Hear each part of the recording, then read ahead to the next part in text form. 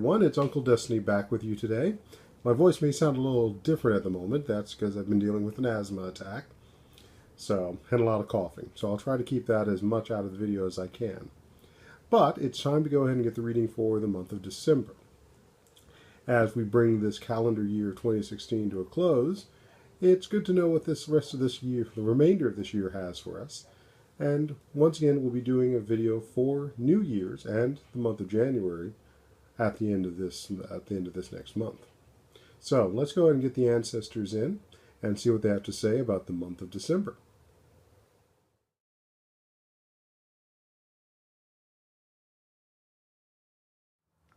All right, so we got the throw down here, and as you can see, a few bones did not end up on the reading surface.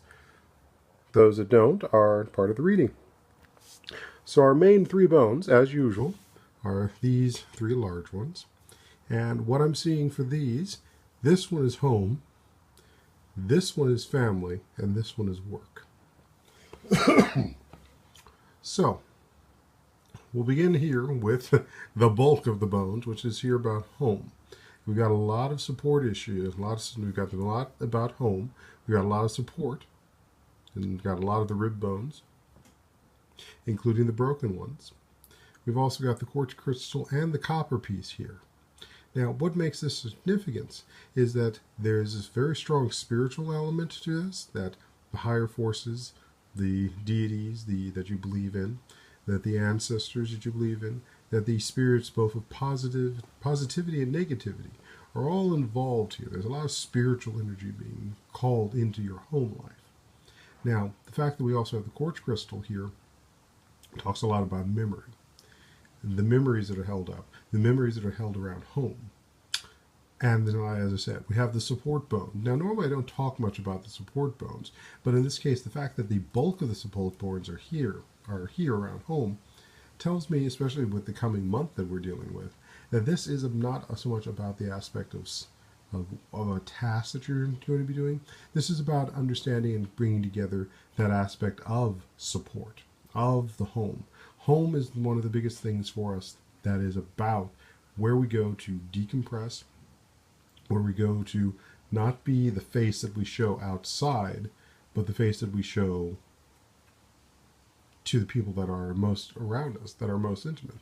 And that is about the support. So this is about cultivating, and supporting that support system, that all those people that come to us, that live with us, or are part of what we have the concept of being at home with, that we can be our most true selves, the selves that we can be vulnerable, as opposed to the face that we put out there in the world and have to shield and maybe mask. This is about what are you doing to cultivate home, the place where you can be yourself, where others can be themselves. This is about where you can be vulnerable. And it's going to be needed in the days and weeks and months and years to come, is that idea of where do we go to be ourselves? Where do we go to support? Where do we go to exist without compromising ourselves or without having to shield ourselves? So, and that's one of the things that we have to remember about the memories about what makes a good home for us. And being able to remember that and use that memory to say, this is a person to have in our home area, this is a person not to have in our home area. And that's also about what we also invite spirit. And spirit, too, is one of those aspects of, are we making sure our home is a place where spirit is there to also help support us? It's not just about the people. It's about the environment, and it's about the spirits that we cultivate in our home to create that sense of home. Have you made an offering to the spirit of your house as a thank you? Have you made an offering to your house as a way of maintaining its support and its structure? So, there's many spirits that live around us, and many that dwell with us. And this goes back to that aspect of creating a good spiritual home, so spirit can exist with us, because they also support us in many ways too, both in creating opportunities, but as well as healing the damage that we face when dealing with the day. So that's all in this aspect of home that we got here. We have these other surround ones here, which are also the elements that are coming towards us in this next year. And the fact that they're close, these are going to be happening very much in the next year that are coming forward. And having a better sustained home, having that nice area that we have, is going to help us deal with what these things are coming, because there's going to be stuff that is coming towards our home, which are both good and also bad. Or I shouldn't say bad, more negative. But to be able to have that shield, that place at home, because especially if you look, the main bone itself is also is the biggest barrier or line that separates these things that are coming. So if they were to come at them, they would all hit that and either bounce off or stop. And so again, this is about making sure your home, your material home, your emotional home, and your spiritual home are as ready and sustainable as possible and are welcome. Okay? Now, we move this one over to the family. Now again, we've got some support, a couple of support bones, but we also have the broken rib bone. Now, and again, if you also consider where it is in position to the home bone, it's on the inside of the structure. They sort of form a protective structure. So there's an aspect too of building that support around family, but also keeping in mind that there is going to be issues there. Something that has come up in this last week, as I've reminded both some of my clients, but also some of my own family members. As a whole, we often talk about the principle of we do everything to protect our family. And family is important. It is. And it is that aspect of that our family helps us stand off against those things that are against us. Those things that are from our outside of us. And that's a very easy concept to focus on. But the other problem is, and the things that people, I think, that came up in this week, and we all sometimes have to remember, is that sometimes when we are protecting family, we also sometimes have to protect family from family as well.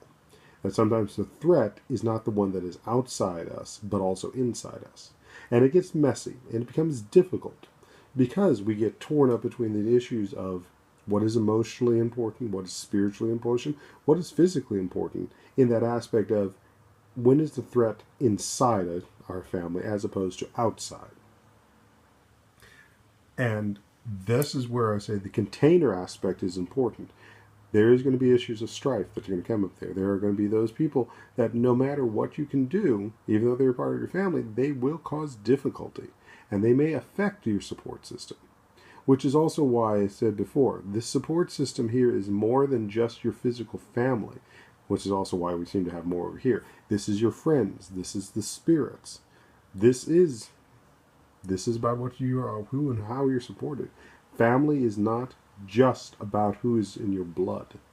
It is also about who do you have an affinity with. Who do you have a friendship with.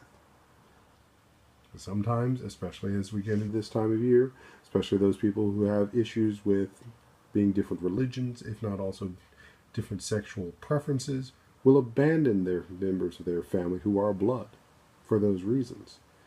And then it becomes the family you choose to create. And that can be your friends. And they will never be of blood, but they may stand with you just as much. And that's about the importance of building that place where you can be vulnerable. Sometimes that is not always with the family you are born into. So, there's going to be some strife as well as building support. And you've got to balance that. That's why we have so little there, more here. Now let's move over here to the work bone.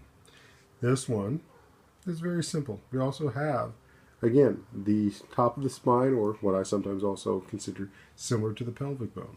This is about new beginnings and also about being able to focus your mind. Much more about focusing your mind than the new beginnings this time.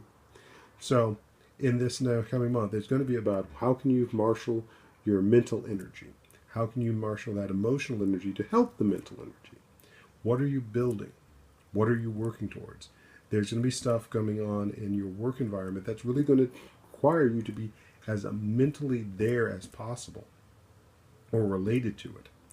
So maybe it's studying for exams to keep your professional license going. Perhaps it's how can you start cultivating a new business project?